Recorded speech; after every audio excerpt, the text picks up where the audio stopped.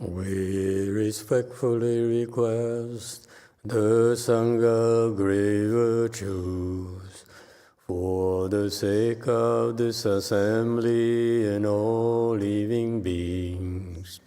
Please turn the wonderful Dharma wheel to teach and guide us how to end birth and death, leave suffering and attain bliss, and quickly realize not birth. Cung tín đại đức tặng tình, vì thứ pháp hội cấp nhất thiết chúng sanh. Thịnh chuyên diệu pháp luân giao đạo hạ môn, như hạ liêu sanh thoát tư lý khổ đạc lạc, tất chứng vô sanh. Homage to the Blessed, Noble, and Perfectly Enlightened One. Nam mô Sananto Suchedo Ye Alahadi San Miao San Puto Xie.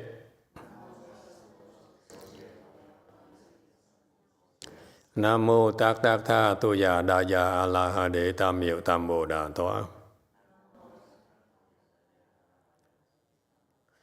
The unsurpassed, profound, subtle, and wonderful Dharma in 100,000 million aeons is difficult to encounter. Now that I'm able to see and hear, I will receive and maintain it. I vow to fathom the thus come one's true and actual principles. Wu shang sheng sheng wei miao fa bai jian wan jian an zao yu. 我今见闻得受持，愿解如来真实义。O Buddhas and Bodhisattvas, Great Master Ching Liang, Great Master YongHua, all good monks and nuns, and all good knowing advisors of Emitofuo. 诸佛菩萨、精良大士、师父上人、各位出家人、各位善知识，弥陀佛。Chư Phật Bồ Tát, kính thưa Thanh Lương Đại sư và Thượng Tịnh Hóa, quý thầy cô và quý vị thiện sư tất cả Di Đà Phật. Hello everyone. Today is 28th of April 2023. Thank you all for joining our discussion of the prologue to the Avatamsaka Sutra, prepared by Great Master Ching Liang. We are on slide 314 of door number 2, which talks about store and the teachings containing it.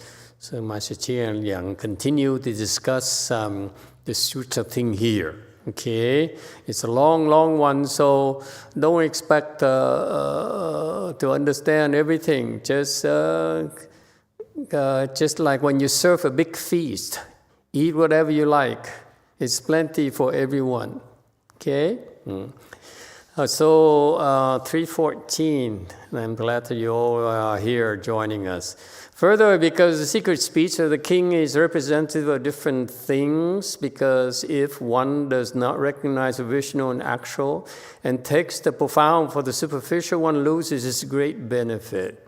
While if one takes the superficial for the profound, one deprives it of use. All right, okay. So he's discussing the various schools of thoughts in Buddhism. The Buddha came to our world and spoke the Dharma, and later his disciples, the Bodhisattvas, came and manifested as monks and nuns, monks primarily, and discussed, dissected his teachings and classified his teachings. Okay? He was talking about here that the Buddha's teaching should be divided and classified into different things so that, and it names a reason for it. Okay, so he says here, the secret speech of the king is represented to different things. Mi here seems to be translated as secret, but actually, me here, actually, to me personally, me here is like a very, very dense, like a fine, really fine silk. It's very, very dense. The good fabrics are very, very dense. Superior fabric are very, very dense, of quality fibers. Okay, so the teaching, the Buddhist teaching is dense. It's really, to me, it's not secret. The Buddha really has no secret. It's just we don't understand. But the translation is secret. We can leave it alone because it's just more important for us to understand, to see what it really means to us.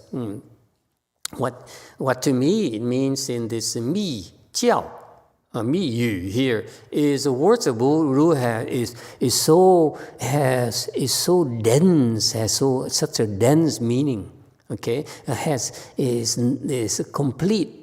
Also to me conveys a sense of complete, because doesn't matter who you are. You could be Vietnamese, you could be old, you could be young, you could be whatever ethnicity you are. The speech, the Dharma he spoke applies to you. So it's not restricted to only Indians or Koreans. It's for everyone. All the LGBTQ, all the straight people, everyone has a piece of it. Okay? Everyone can enjoy it, can benefit from it. Okay? Drug dealers to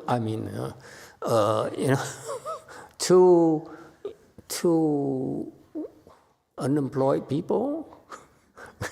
And so forth, professional unemployed people, we all get something out of it. It doesn't matter at all. Okay, so the speech here addresses like for everyone. It's something for everyone to benefit from. That we'll find useful. Okay, and so it says it represents different things. It's different things here refers to things that you don't expect. When they talk different things here, superficially it sounds like they're talking about, I don't know, girly stuff or boy stuff. No, different things here refers to things that you don't expect. The Buddhist teaching is beyond your expectations, beyond your imaginations. Okay? It's not the way you think. It's not the way you think you can understand. It's meant to be experienced. That's why it says representative different things here is that it's an experience. It's not an intellectual concept. It's just like when you experience things, you go for a ride in Epcot in Florida, or you go for a free fall in Six Flags. But I hate that area now. They just gave me a speeding ticket. God, that's terrible. It has a way of killing your enthusiasm for tourism to Valencia, by the way. Okay, a young cop, overzealous, Well, anyway, I have my reasons for speeding. Doesn't everyone? Okay, so the point here is that you experience things. Your experience by listening to the Dharma, you have different experiences. Some of you feel depressed, who will feel better. Some of you feel better and feel depressed, It's all experience, different experiences. It's not just now, but you listen to it again, you experience you have different experiences. Does it make sense to you? It's not like different things. It's like a thing. It's a fixed thing. No, the Dharma is alive like you. Every time you listen to the Dharma, the Buddha's speeches or the Buddha Dharma, Buddha's teaching alone, okay, in general, every time you listen, it's a different experience. Sounds good? Praise the Buddha. My cheerleaders from Korea came back from Korea. The angels. Okay? yeah. All right? So, you understand? So it has multiple experiences. That's why it's not really secret. It doesn't mean to keep anything from us. Okay? It is so dense. It has so, what's the word, English word? It is so multicolor, multidimensional, multi-ethnicity, multi-everything. I don't know what's the word for it. Okay. And therefore, next he says, and Master Jingliang says, if one does not recognize provisional and actual, he says, actually, even when you listen to the Buddha Dharma, there are two aspects to the teaching. One aspect is provisional, meaning that it's temporary for right now only. And actual is that what's the real purpose here? Okay, very much like when we educate our children, our young. Yes, we send them to preschool, to elementary school, and first grade, second grade. You go through all this curriculum for a purpose. Okay, so it may not be obvious to the children. That's why it's called provisional. Okay, all provisional teachings are temporary things to help to prepare us for much bigger things. So that's why it's very much like education. We put our children through high school education. It's called provisional because don't stop there. That's my interpretation of education or teaching. Provisional versus actual. Okay? Provisional is that don't stop. You are on the way. It's not done yet. That's provisional. And actual is that this is the real ball of wax. This is what you are about. This is why we're doing all this. Okay? Don't stop prematurely. Okay? That's actual. Make sense or not? Because usually the Dharma masters, there's the speaker, they explain to you provisional is like a small vehicle and actual is like the big vehicle and the enlightenment stuff. I feel that it's not, doesn't have to be like that.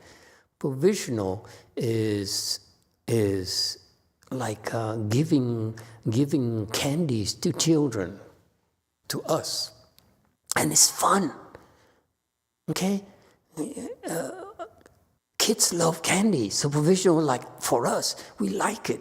It's fascinating. So don't disparage provisional as unimportant either, because it has its purpose, okay? You were a child once, all of you. Did you like candies or not? I still like candies. See? So that's provisional, okay? I like sugar. Anyway, and actual is that all of you, your complete self, not the way actual is not the way you imagine. I'm serious. It's not what you imagine of yourself. Beyond your imagination. It's actual. It's not something that your intellect can figure out. That's why it's called actual. Actually, you don't understand. That's where the actual word comes from.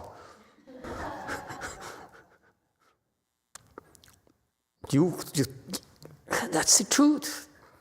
I can't. So because of that, if you don't differentiate, don't emphasize the importance of provisional versus actual, then the great master Qing Liang says, you take the profound for the superficial, and you lose great benefit.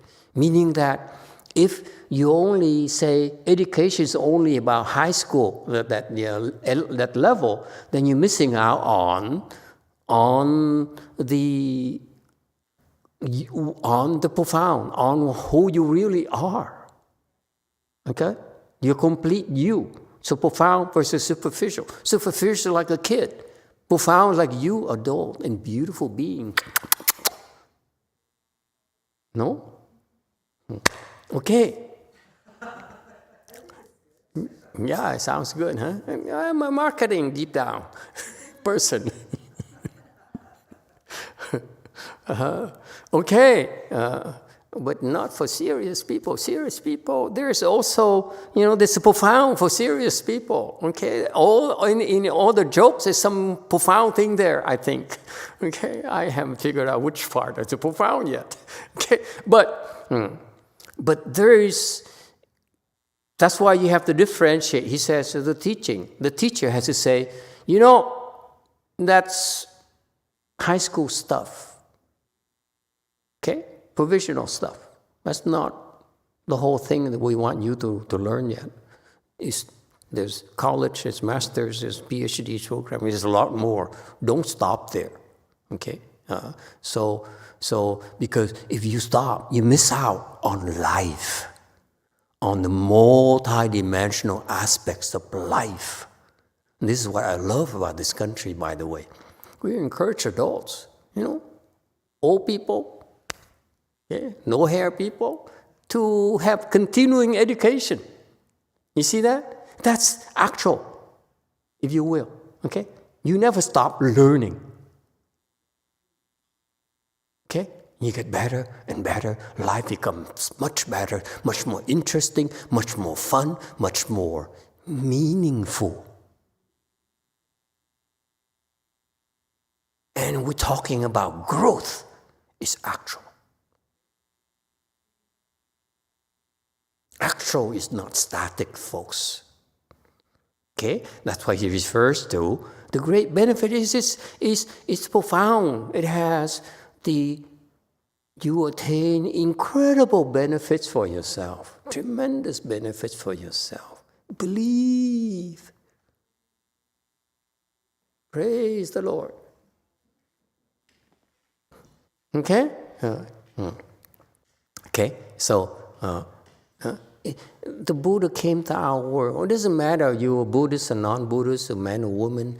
It's to bring great benefits to everyone. Okay?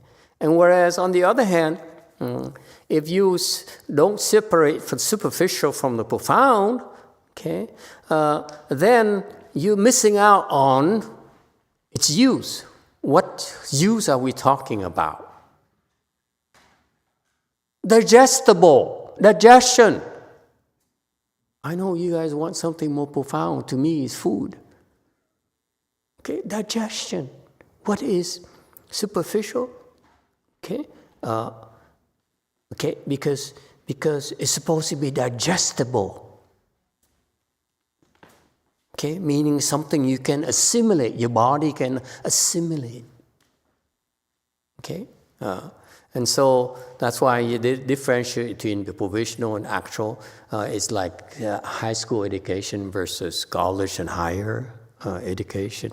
High school education is superficial in a way, okay, because it's designed to be absorbable to young people.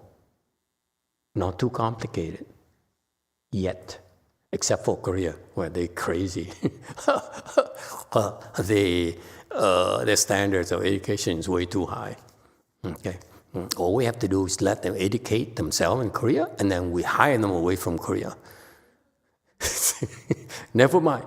Okay, so So you get the superficial, okay, and don't stop there. You go to the profound, okay. So why do you need to have a superficial? Because it is important. You cannot teach children the heavy-duty stuff yet. So each teaching, each kind of food has its own use. Does it make sense? I know how can I bring down the most profound Buddhist wisdom to food. I'm sorry, I'm very shallow. I know you're disappointed. Yes, question from JC, hopefully about Korean education. Hello. Hello there. Master, we already miss you. He says she have tissues at jewel counter. Master, so we teach the superficial level first. Is that because we want to show the big picture first as well? Or is it not related? No, provisional actually is talking about because provisional is because you are so addicted to thinking. So provisional means that we appeal to your intellect first. In order, provisional actually it's kind of beautiful if you ask me. Seriously, and if you ask me to say, could you stop talking about food? Okay, then I will explain it this way. Because you are kind of sheep, okay, whatever Master talks about is okay, I will laugh politely. But provisional actually means that the provisional teaching, Buddhist teaching, appeals to your intellect, all of your intellect. Because you all are thinkers. So the Buddha said, I will talk about things that are logical to you, interesting to you, that you can understand. That's Hinayana teaching. This is what you do to draw people in. You give them candies first. Because everyone likes candies. Everyone likes intellectual things. Everyone likes things that can understand. So far, so good? That's provisional. But actually, the provisional is what's beautiful about provisional teaching is that first it appeals to your intellect so that it helps you to stop thinking. That's why it's so clever. First it says, think about this. Think about goodness.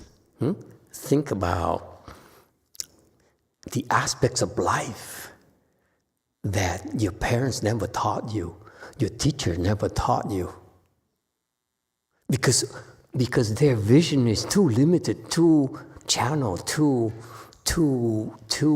selfish. Okay? So you have to let go of that and expand your horizons. Because, for example, a teacher, he says, like Hanju is a teacher. She teaches herself and say, okay, I better teach and stay within the curriculum because my raise depends on it, and I get hired. I get my job depends on how my boss rates me, my students rate me, and so forth. So you are compromised. You are limited by external pressure. Okay. So that's the beauty of it. He says, yes, I understand. This is how you can navigate through all that better, through meditation, okay, and so forth. But in doing that, the Buddha says, but you know what? You can rise above all this pettiness about yourself. You think you're special, but actually you're not. You're better than special. You are, like I say, Mwah! The more here is you're so special, more than you think. Yes, questions? No questions? 9. From Empty Mirror, how do we tell the difference between provisional and profound? When do we know we are ready to learn the tooth fairy isn't real? Well, let me put it this way for you. At our temple, we only do profound, I think. I'd like to think. Why is that? Because all those who cannot handle the profound are gone already. I'm serious. I only speak the Dharma for you. You listen to me and you say, if you're shallow, I talk shallow to you. You want food, I talk food. Okay? You want intellectual, I talk intellectual. You want real profound, I would talk something else. Okay? So the point here is that the Dharma is not fixed. The Dharma changes constantly because you change constantly. Earlier today, during the Chan talk, I said, wow, I opened my eyes, I met a few people since I came back, and I said, wow, people have improved. First stage Arhat, fourth stage Arhat. I left Korea, I saw fourth stage Arhat, I saw third stage Arhat, I saw and so forth. All those are provisional people. Yeah, provisional. But you know what? It's fascinating. It's very impressive. But you know what? Why is it really not provisional for us? Because we don't stop there. Okay? The provisional to us is combined in actual. We don't separate provisional versus actual.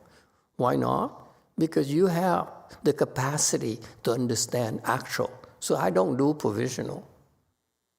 I only do pizza. Does it answer the question? Do I answer the question? Okay? So, we do actual. There's no provisional for us. Why? Why not? Because our experience, can I be honest with you? I started 16 years ago teaching at Blue Mountain Temple, and it's sad. I look at the people who came to listen. I said, wow, you're all losers. Why me? I said, my master has so many disciples, and this is what I get? Really? My disciples are like this? That's impossible. That cannot be provisional.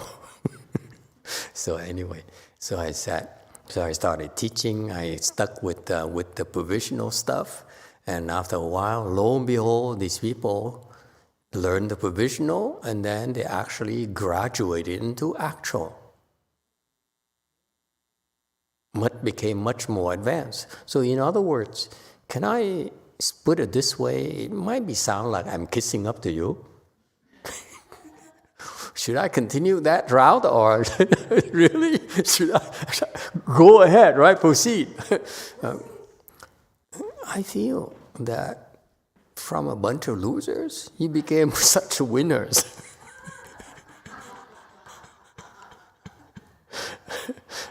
So now, to the point where when I used to compare my disciples and my Shinhwa disciples, I don't do that anymore. I mean, it's like no comparison.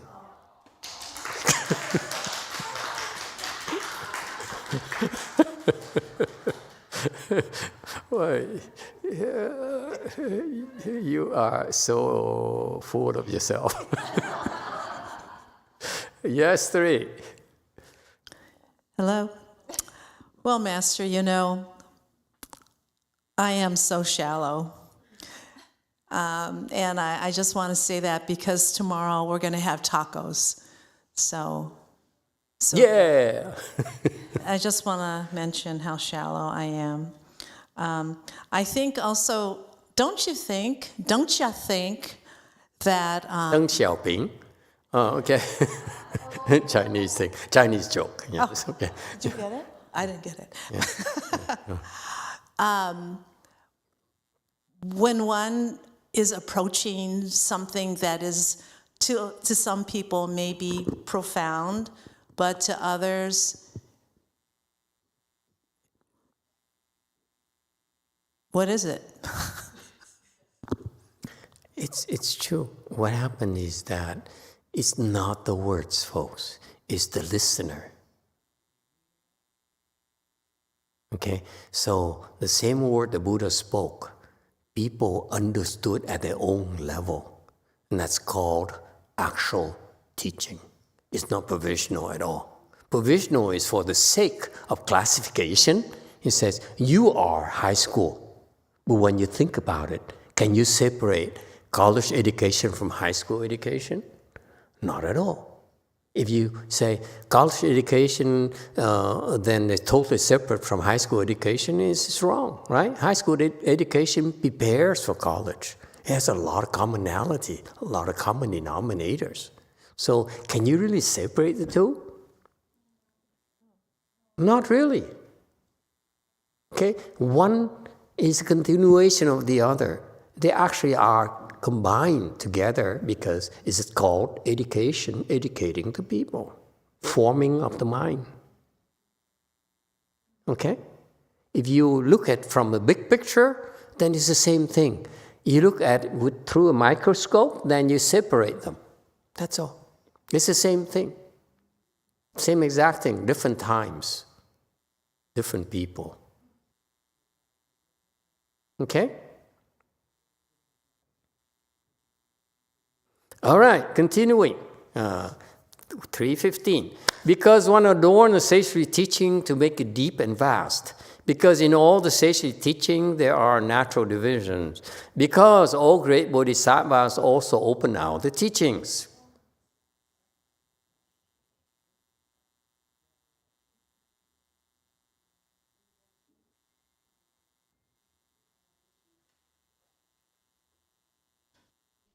See, I just came back from Korea and my Chinese person forgot all about Chinese things. 3:15, next one.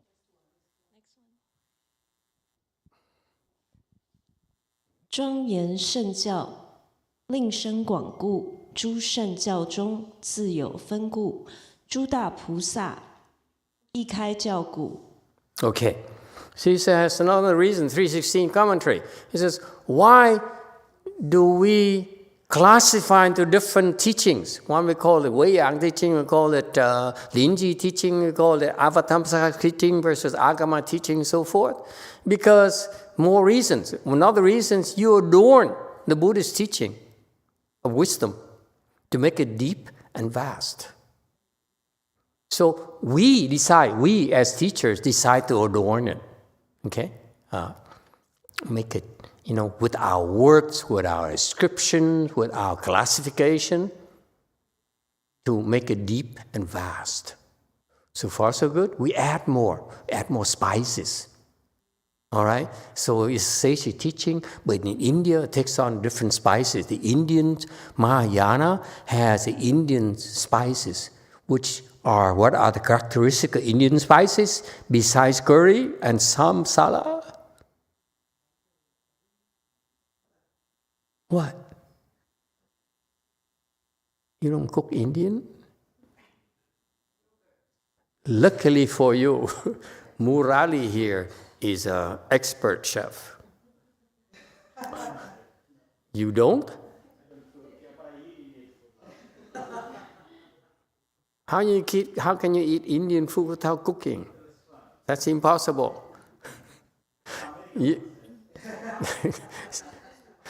Yes, 3. Maybe yogurt and cucumber. Are they spices?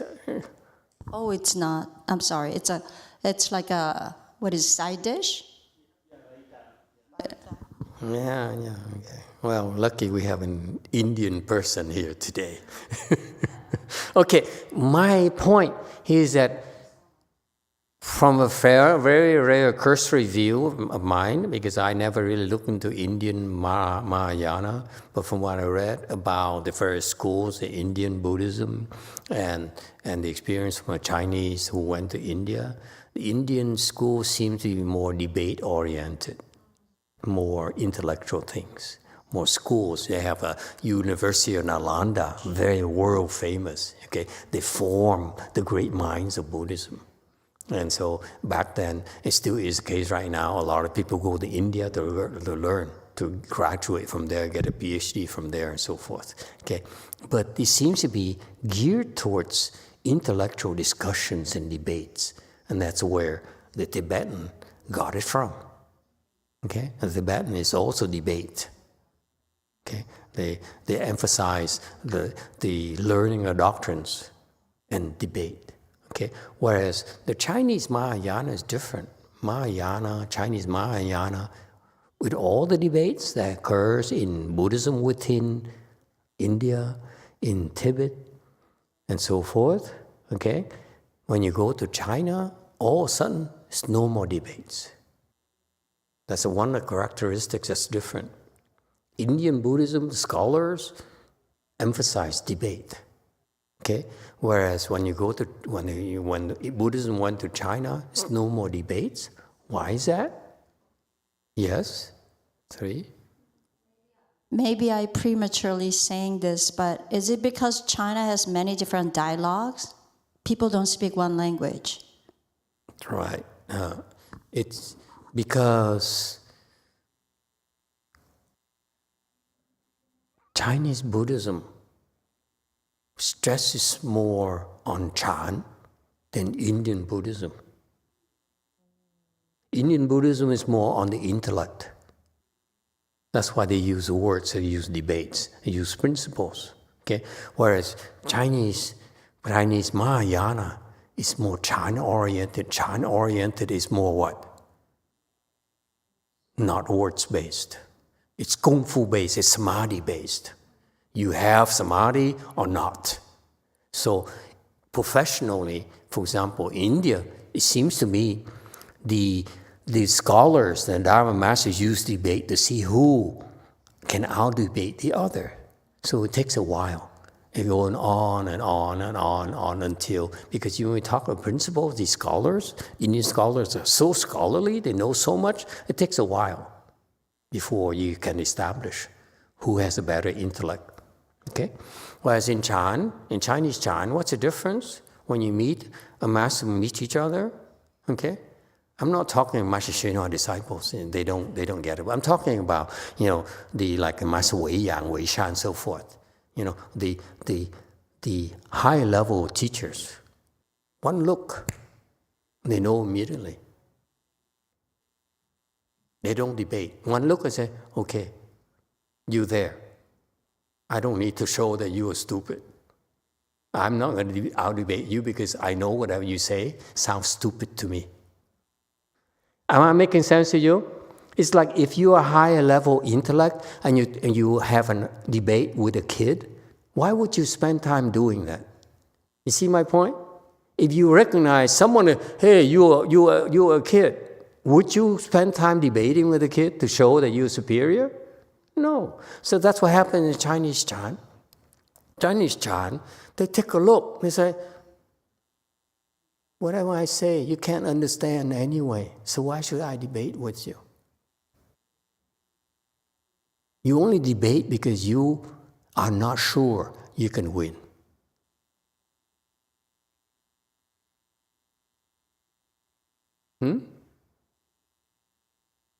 If you know, you better already. It's like when Arnold Schwarzenegger look at you and say, you want to arm wrestle with me, boy?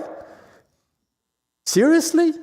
Have you seen my biceps? How about this one? And you want to arm wrestle with me? Huh? You scrawny little man. You see? So that's why Arnold said, go away, boy. Yes, 3. Would you say Chinese Chan is more closer to the sudden enlightenment teachings because of that? It's sudden teaching because in sudden meaning they look at you and say, oh, you're there. Immediately. It's that fast. There's no need to debate. No need to say, let me try this and see where you are. They look at you and say,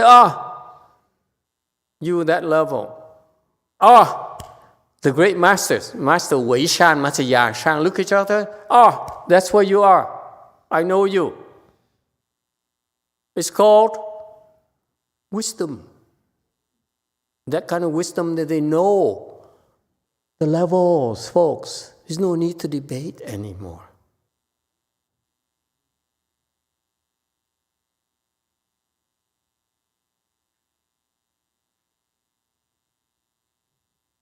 Again, please, I humbly ask the Indian scholars to prove me wrong. It's just my personal vantage point. I'm very limited exposure, okay? So it's not fair. Please don't take what I say as the gospel.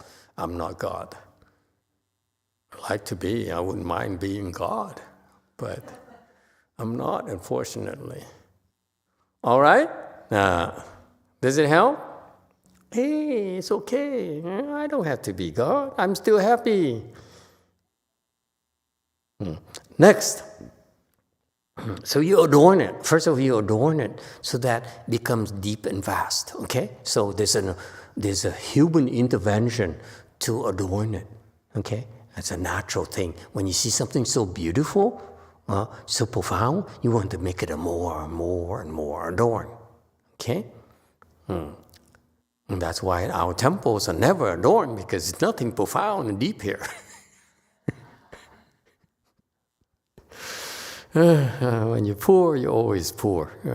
Is that what it is? Okay, number 2, because all the sage teaching, in all the sage teaching, there are natural divisions.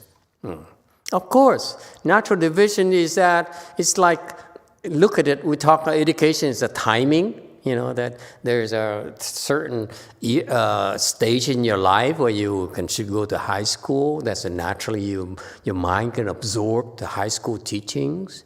Don't miss that opportunity. And then when you get a little bit older, you prepare for college education, master's education, postgraduate education, and so forth, because your mind is ready for it. Okay? There's a natural divisions. Okay? So, and number 3, because all great bodhisattvas also open now the teaching.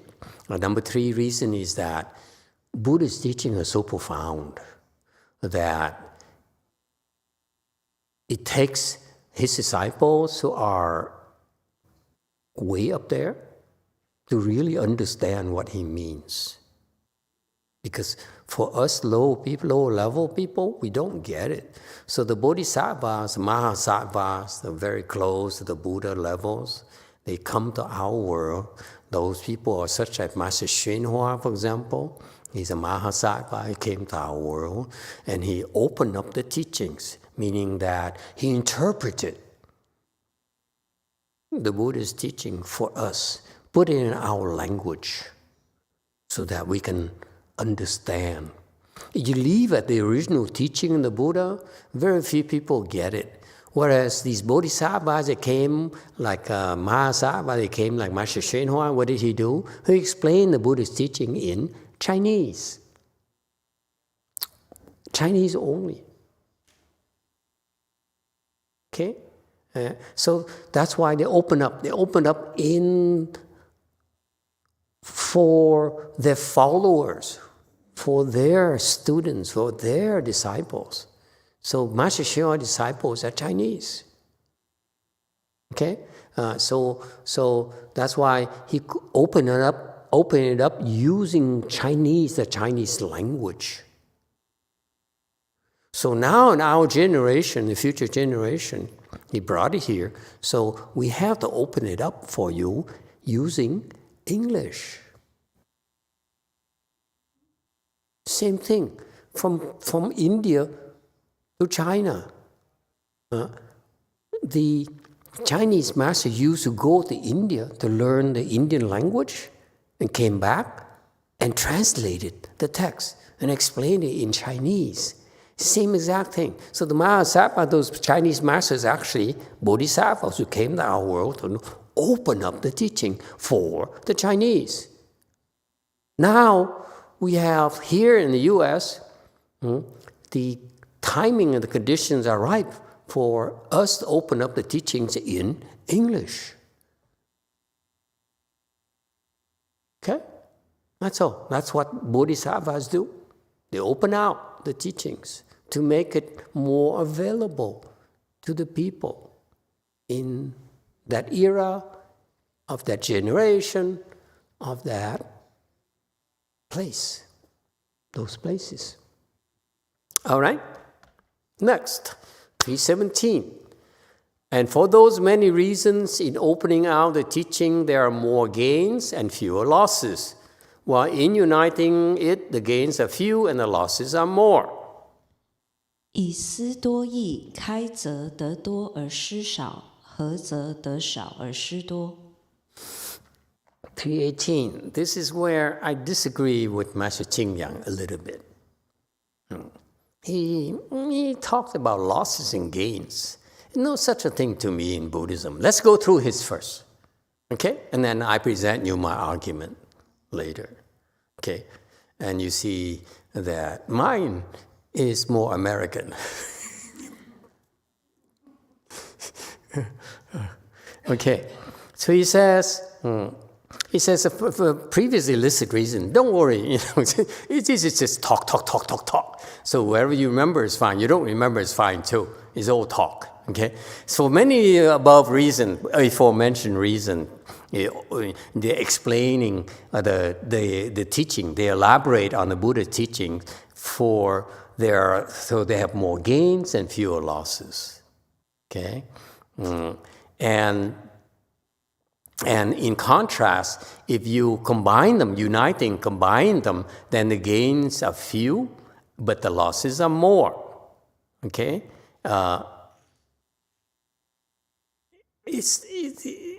He's concerned to me, he's concerned about quantity.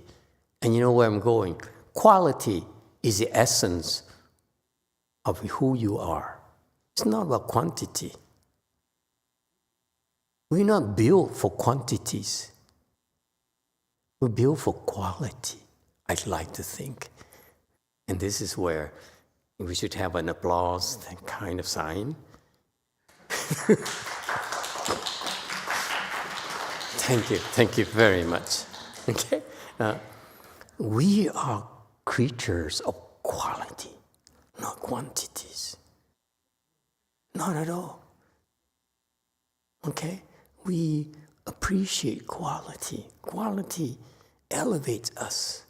Quantities weight us down. You know what I mean? Okay? It's quality. So for him to say, yes, there's some more advantages versus fewer advantages, I say, no. Okay? I disagree here. Okay?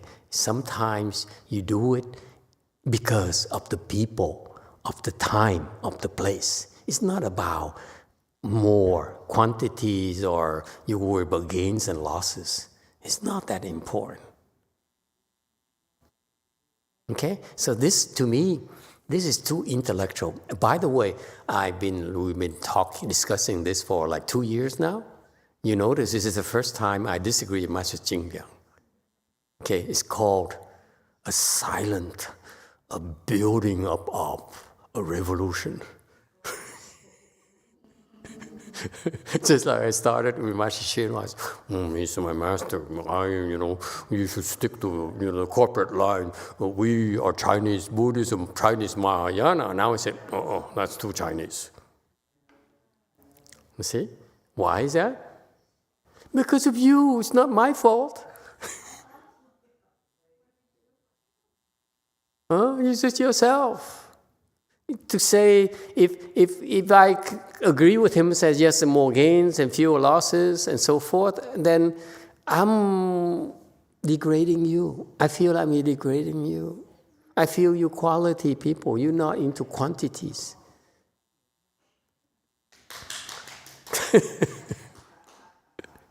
Master Ji said, seriously? Are we salespeople or are we Dharma lecturers?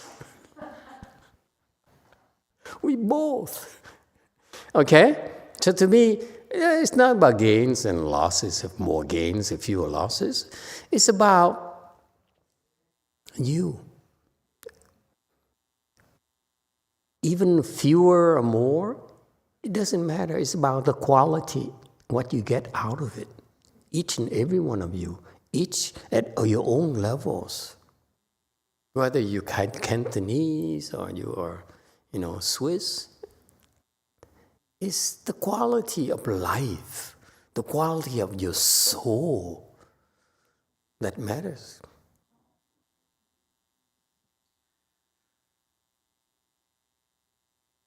Okay?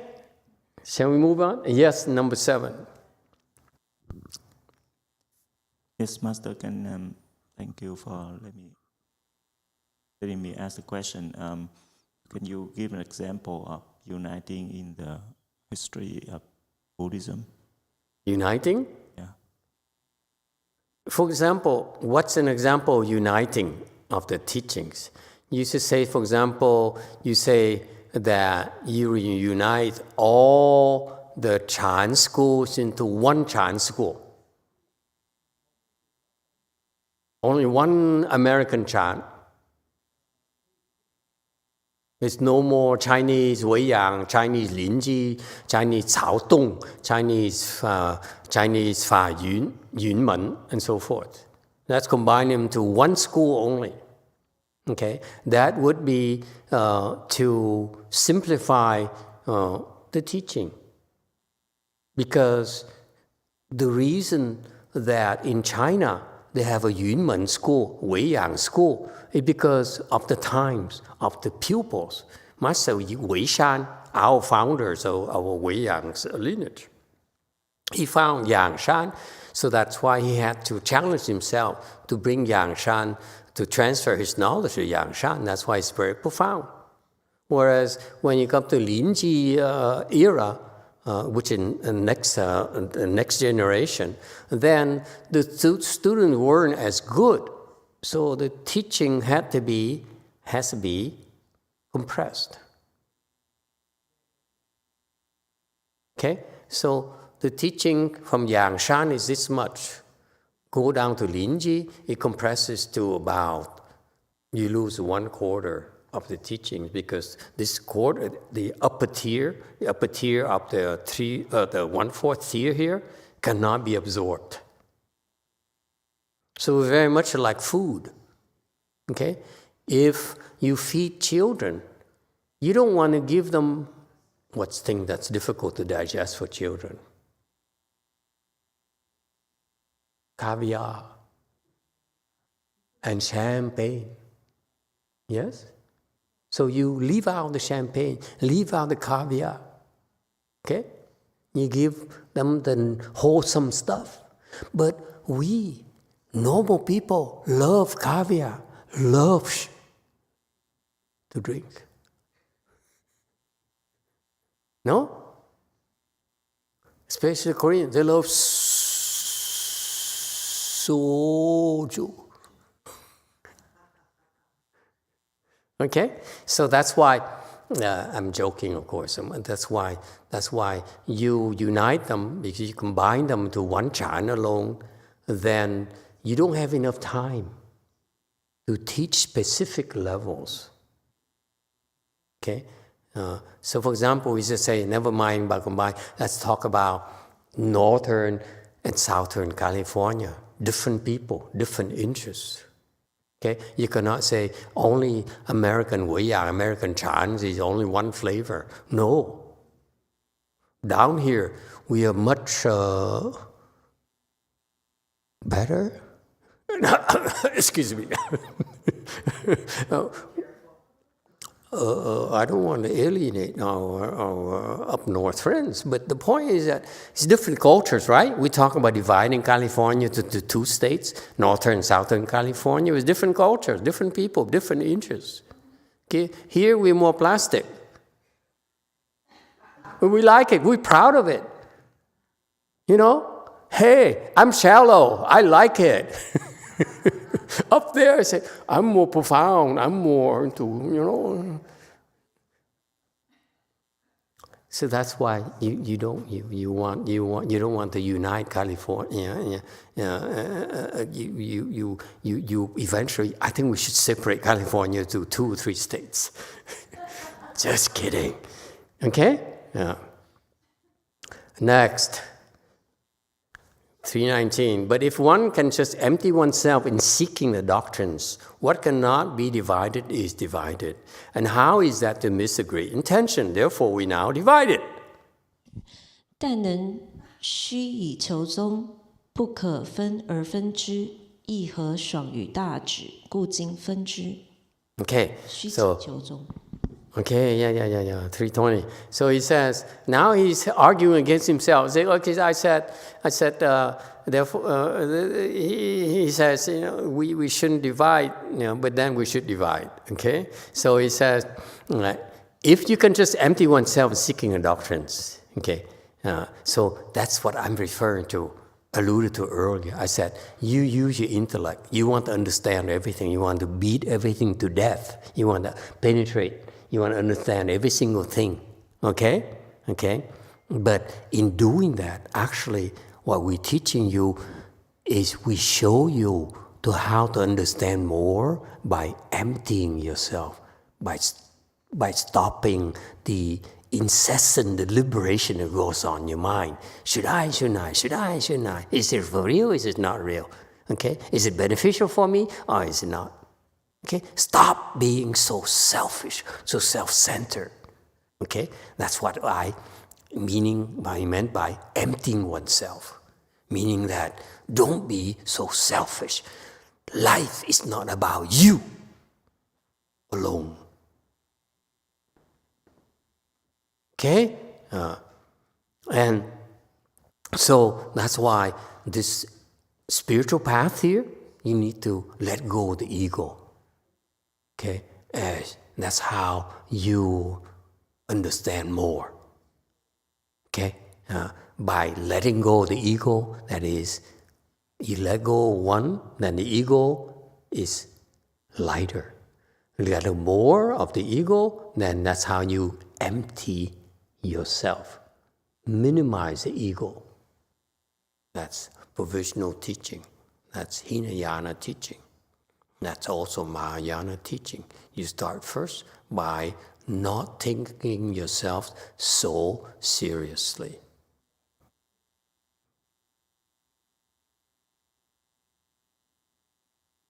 Okay? You're much better than you think.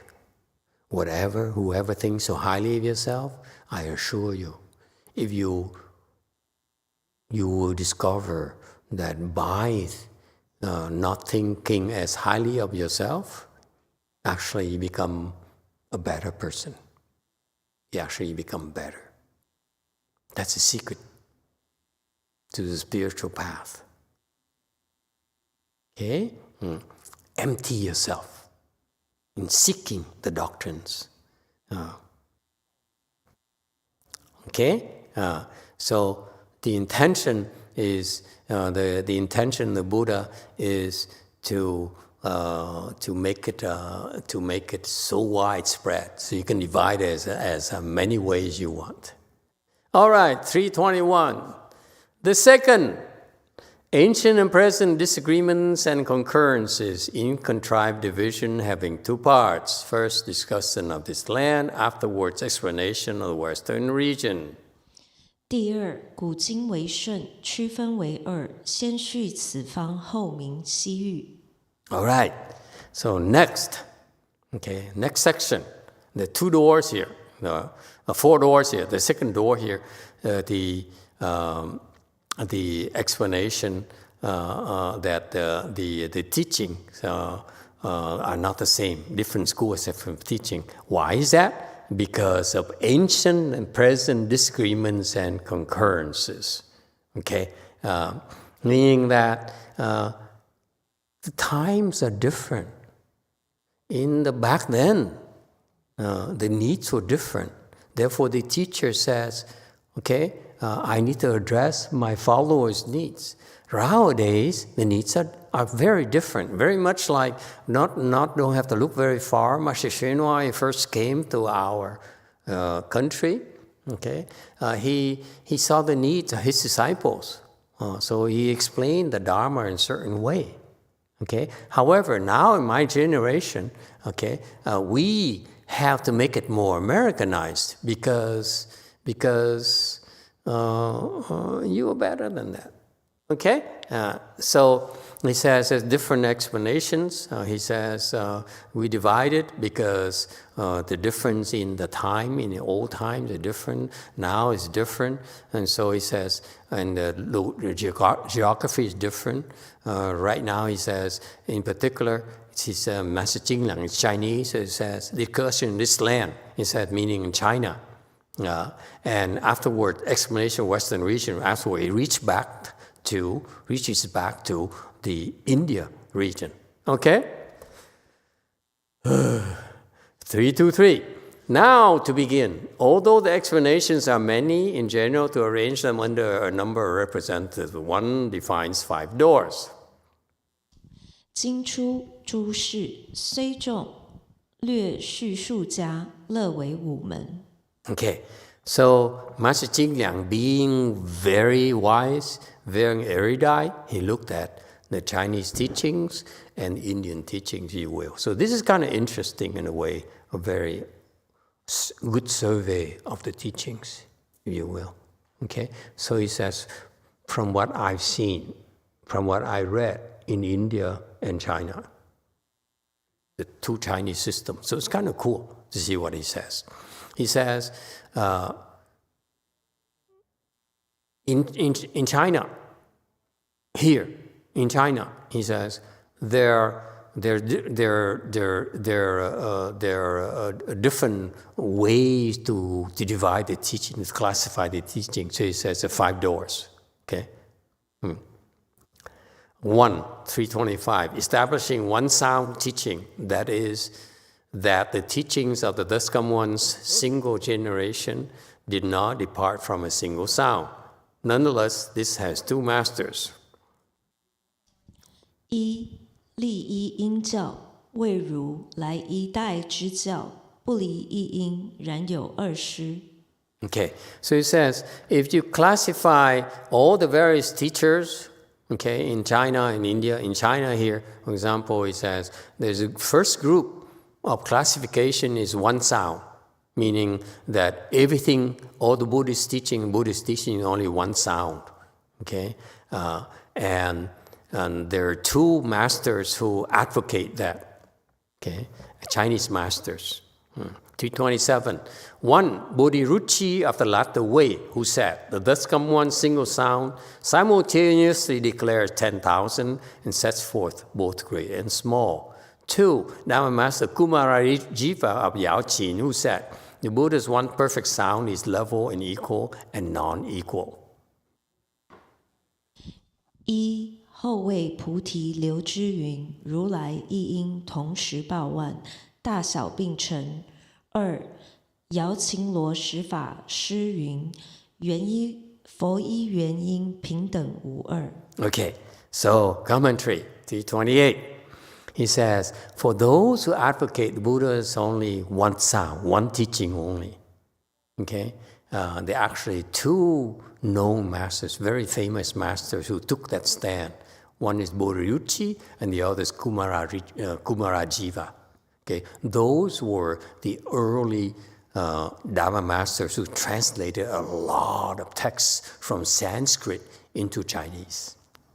So they were very influential teachers, very erudite, so they did a lot of great good to bridge the chasm between Indian Buddhism and Chinese Buddhism. And they advocated Bodhiruchi, okay, in his era, who says, Buddha, when he talks one sound, one word, he declares 10,000 and set forth both great and small. Okay, he says, Buddha only spoke one word. He means he does his own things. He speaks his Dharma. He does his teaching. He teaches his own stuff. Okay, and that's one sound there. Whatever he spoke about actually can be divided into 10,000. If you have wisdom, you can divide it and say, for example, what does it mean from 1 to 10,000? He says, for example, he says, giving. You should practice giving. So far, so good. Buddha says, you want to learn Buddhism? You want to practice Buddhism? How do you start? Practice giving. That's all he says. Actually, if you're a bodhisattva, then you will hear that and you say, aha, giving is still not clear enough for us, Koreans, Cantonese, I don't know who she is anymore. Okay, so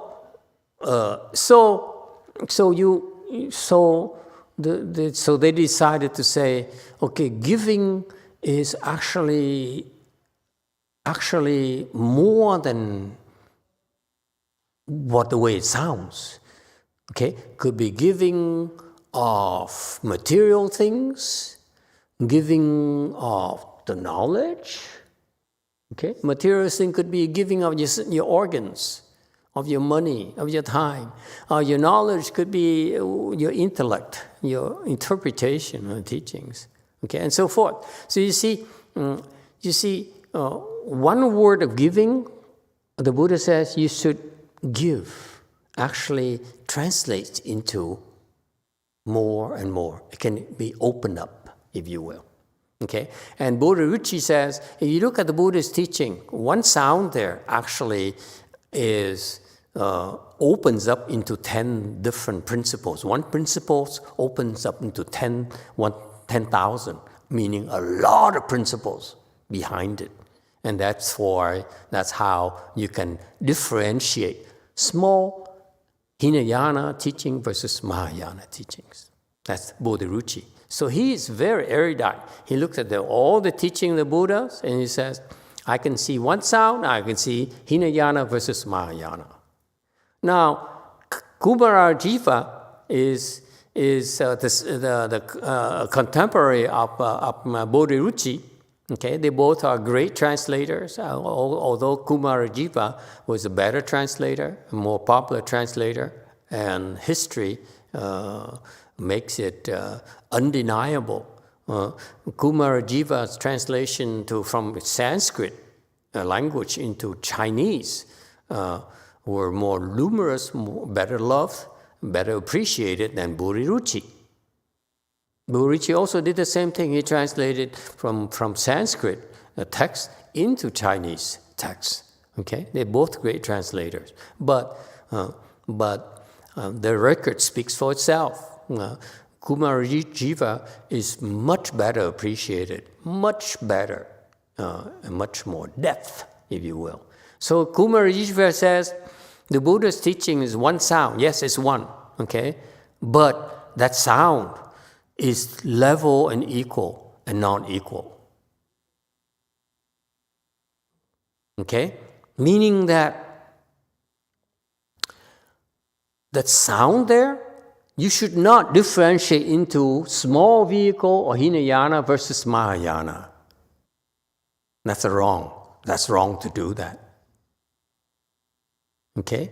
So it's equal. So meaning the Buddha does not discriminate versus low capacity people versus high capacity people. Okay?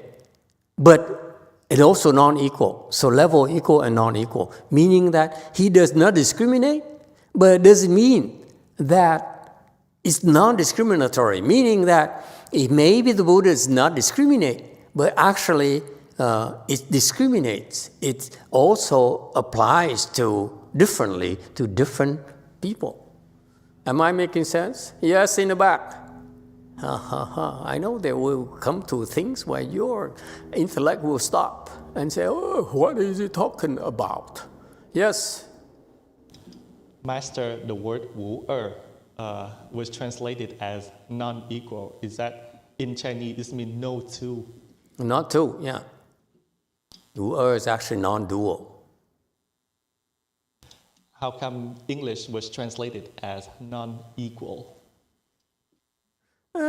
We could complain it's non-equal and so forth, but it's if I go into it, and then we'll never be able to finish this thing. I can only selectively choose here and there, and eventually we don't want to beat a dead horse to death. Okay? Wu here is no distinction, non-dual, meaning it's pure. There's no discrimination at all. There's no Hinayana, there's no Mahayana. If you really understand the Buddha's teaching, there's no Hinayana, there's no Mahayana at all. Wu is no distinction, non-dual, if you will. Okay? So I'm glad you pointed out. Yes, it's not non-equal, it's actually non-dual. Okay? But it's okay. It doesn't matter. I'm not here to argue with him intellectually. All right? Argue with the translation at all. But you're right. All right, continuing. That's not, it's okay. It will not affect your enlightenment that much. That's why I gloss over it. I look at all of you and say, I'm not going to worry about non-equal right now. Okay? There's pizza and there's hot dogs to worry about before we worry about non-equal and non-duality. Without the liberation, the universally response and the potential themselves hear differently. Is not that the sound he speaks inherently declares great and small. 无私普应，机文自殊，非谓言音本成大小。 Okay, now commentary. This is the continuation of what Master Kumara Jiva says. One sound level, equal, non-equal, whatever. So the next, he elaborates. We have the elaboration here. Master Kumara Jiva says, okay, the Buddha didn't argue, didn't debate with anyone. He only had to himself. Okay, his universal response and the potential of himself hear differently. So he says, the people who came to listen to me when I was a Buddha, he spoke to humans as well as the bodhisattvas, invisible beings. They're all there to learn. So put yourself in his place. Do you favor humans? Do you favor women versus men? Huh? You see, in marketing, we have to choose a target segment. We're going to target professional women. You know what I mean? And the men, we only target the one who have big biceps. You know, that kind of thing. So, because we limit it. That's why you have to target it. The Buddha says, I can address all of you. That's a genius. Can you think about it? Can you address all the people at the same time? That's what Buddhas do. When he teaches all of us at the same time. That's incredible, incredible wisdom. Yes. Dos.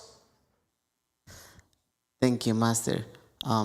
If I understand, it's saying that the Buddha doesn't even think about it, he just speaks, but it's us that we have our limitations, so we divide it into great and small? No, he says, the Buddha says, let's eat. Why do I keep getting back to food? I just came back from Korea. This is my lunchtime or something. Must be. So anyway, he says, let's eat. And guess what? Colombia says, I'm thinking tapas. I don't know Colombia, what do you Colombians eat, okay? Some other person, I'm thinking curry. This person thinks, I'm thinking noodles. You see, when you hear the word eat or food, all of you, in your own mind, you think of your favorite food right away. Yes or no? That's exactly what happens. When he talks, he speaks the Dharma, people respond differently based on their interests. Okay? So that's why the potential, meaning the people, the listeners, hear differently. The Buddha only said, let's eat. But down there, Colombia says, I will start with a sopa, and then a little bit of maybe tacos, empanadas, and so forth. And then Sister Victorina here, she's thinking, I'm doing ensalada. She doesn't even know. You can tell that her husband doesn't take her to Italian restaurants at all. See? I take my girls to Italian restaurants. Insalata, salad. Okay? Yeah. Antipasto. Huh? Appetizers. It's not against pasta. It's appetizers. You peasants. Okay? And then primo. And then pasta, of course, and then primo. Primo is what? I know my Italian accent is not perfect, but you might have seen the menu already. Main menu, the entrees.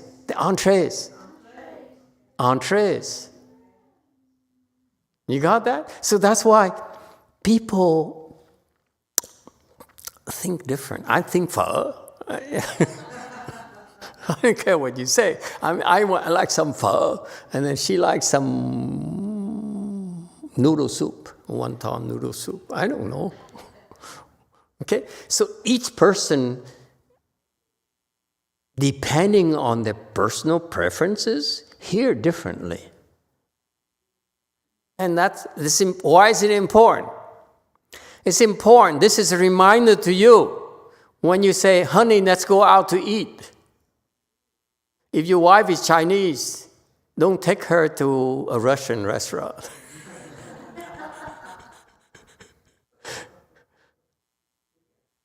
Who says the Dharma is impractical? What we talked about here is that in communications, when you have wisdom, you say something, you expect people to respond based on their interests. Does it make sense? That's what the Buddha does. It's the same thing. It's important when we communicate with others to understand that whatever we say will be perceived based on their personal interests.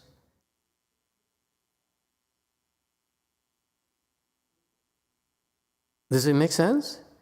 That's why your mind is, when you learn, your mind is much more agile and much more embracing. You don't say, hey, let's do it my way. Okay? You need to be adaptable. The purpose, let's face it, the purpose of let's go out to eat is to spend time together, to bond, to enjoy ourselves. Yes? It's a big picture. It's not to gorge ourselves and only eat the food we want. It's not just the food alone. It's bonding. It's connecting with someone else. Yes? Same thing with teaching. You see that? It's communications. Okay? Now, and so he says, but the scholars, they want to differentiate between great and small and important teaching, unimportant teaching, profound teaching versus unprofound teaching. It's never the Buddhist intention at all. All right? Next, 331. Therefore, the Vimalakirti Sutra says, the Buddha uses one single sound to proclaim the Dharma, and living beings each have their own individual understandings. 故维摩经云：佛以一音演说法，众生各个随所解。 Okay, so in the particular sutra we will explain next, maybe after this, I would love to go to something more simple than this prologue thing. Prologue here is so profound, and I have to bring it down to a very low level, like food, But if you go to up there, then it's too rarefied. Only astronauts get to be to appreciate it. In other words, up in the stratosphere. So he says in that sutra there, and the sutra here is kind of a cool sutra, very simple and profound, depending how you want to dissect it, how far you want to go. We explain that after this. Hey, are you paying attention? Okay. The Buddha uses one sound, and people understand the way they want. Okay, and that's to me is ingenious. How I could use one sound and connect with all sorts of living beings from low level to high level. That's incredible wisdom. To be able to connect like that to everyone is incredible. Incredible wisdom. It's very much like in our world where you have a great leader who talks and he inspires the entire nation. We're not talking about BS where, campaign rhetorics and so forth. We're talking about people, our leaders in the past, emperors of the past, great heroes of the past who influence the entire nation, and bring about great changes and wonderful, beneficial changes for so many people. And that's a Buddha, in a way. Okay?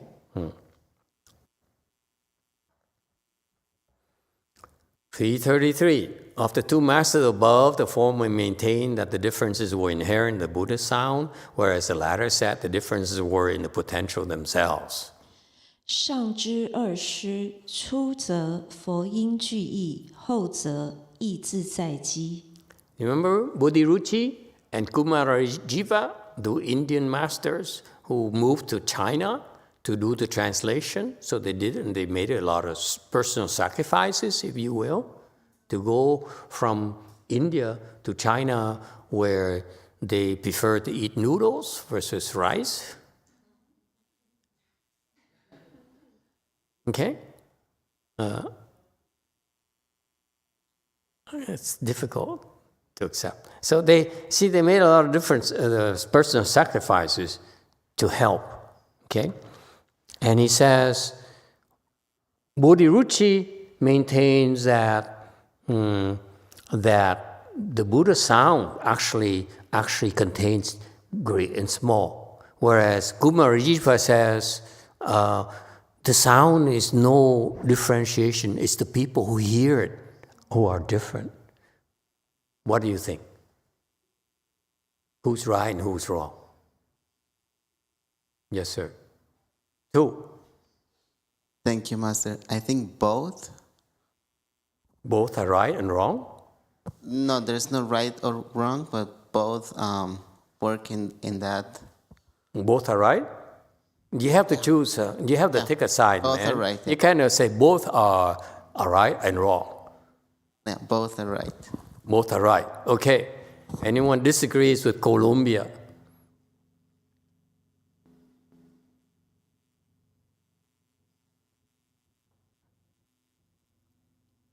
Are you lost or something? Anyone still with me? Are we still on the same page? Are you still following me, or are you sitting there and thinking about food only? Huh? No. Yes, 7. Master, I agree that the Buddha sound is only one, but the interpretation of beings is different. Okay, so he says, 2 is right, 1 is wrong. Anyone else agree with our fearless leader from San Francisco? He's Northern California. Okay, Bodhiruchi is wrong. There's no differentiation at all. Buddha has never differentiated women versus men, smart versus dumb. Buddha never sees any difference in all of us, any of us. He says, I'm going to speak Dharma for you, at the same time. That's incredible. Genius. Bodhiruchi says, actually, when the Buddha spoke, he singled out women versus men, for example, infant versus adults. Wrong. Buddha never separated people. It's not like our last president who divided to conquer. Okay, Republican versus Democrats, there's no such a thing.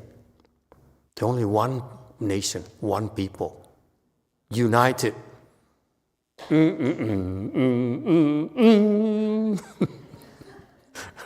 Okay? So the Buddha never intended to divide great into small. That's wrong. Bodhiruchi is wrong. And that's why we know, we agree. That's why Bodhiruchi never have great influence in Chinese Buddhism, because deep down in our heart, we disagree with him. Whereas we agree with Kumarajiva. There's no differentiation. Not just right now, but you see, the problem with people is that they're so static. Yes, 3.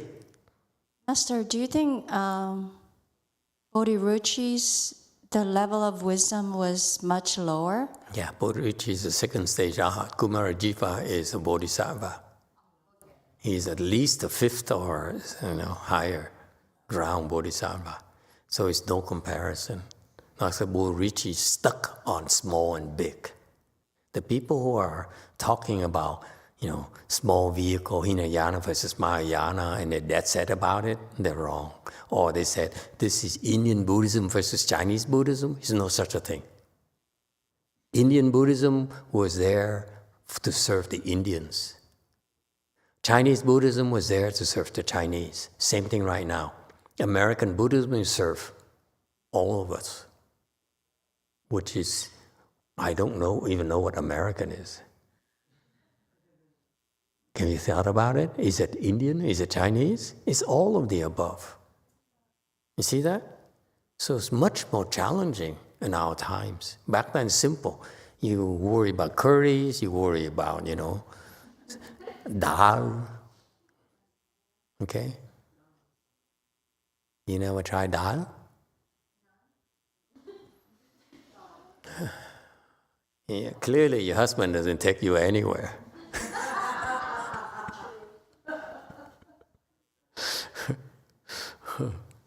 That's why I make it a point to bring my disciples to different places, restaurants, because I don't want them to when people come and say, Master, do you prefer dal versus curry? I say, I like them both. I eat both. I like them. Okay. Anyway, so Bodhiruchi is level as was correctly pointed out. Bodhiruchi is a second stage Arhat, so that's why his level of comprehension is limited, and that's why he took a stand. Whereas if you have wisdom, you don't need to embarrass others.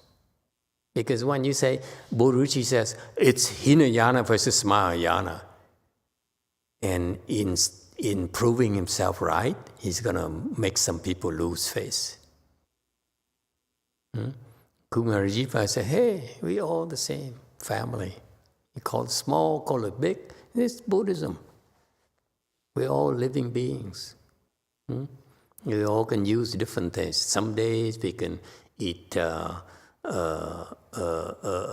Italian. Some days you have a craving for Ethiopian. Okay, some days, but never Russian. I'm boycotting Russian and French nowadays. Recently French, because of little Macron. Macron has no spine. When you eat food, the people who have no spine, it feels like it's not the real deal. Am I offending anyone? I have no French disciples yet. But you never have, we'll never have any French disciples. I love French food, but sometimes you have to take a stand. So temporarily, I'm not buying anything French for a while until Macron apologizes. Food to me is for the soul, not just for the stomach. Okay, never mind. I digress so easily. Time is up, ladies and gentlemen. Thank you all for coming, and see you next time.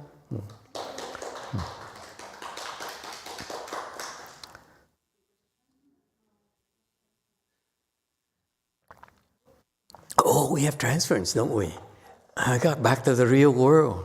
I have to do transference, rebirth transference. What we do next is to help the people who are dead already go to a better place called the Pure Land. It's a beautiful Buddhist tradition.